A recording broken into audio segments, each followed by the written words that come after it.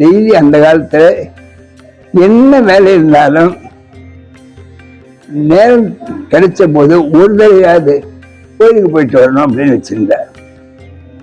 அது கோயிலுக்கு போயிட்டு வந்து எதுக்கு வச்சிருந்தா அப்படின்னு கேட்டேன்னா, ஒரு கோயிலையும் ஒரு ரகசிய மந்திர பிரதிஷ்டை பண்ணி தான் அந்த கோயிலை கட்டியிருக்காங்க. அந்த மந்திர பிரதிஷ்டையோட சக்தி நம்ம கோயிலுக்கு போயிட்டு வந்தாலும் நம்மளுடைய பூர்வ ஜென்மத்தை நம்ம என்ன பாவம் பண்ணியிருந்தாலும் இந்த வழியில அதுலேருந்து போக்கி, இப்போ உடம்பு பூரா அழுக்கு இருக்கு இல்லையா, அதை குடிச்ச உடனே நம்ம ஃப்ரெஷ்ஷா ஃபீல் பண்றோம் இல்லையா, அதே போல கோயிலுக்கு போயிட்டு வந்தோம்னா அன்னைக்கு நம்முடைய பாபங்கிற கரை நீங்கி நாம ஃப்ரெஷ் ஆயிடுறோம். ஏன்னா அதுக்கு அங்க எந்திரம் பிரதிஷ்டை பண்ணியிருக்கு.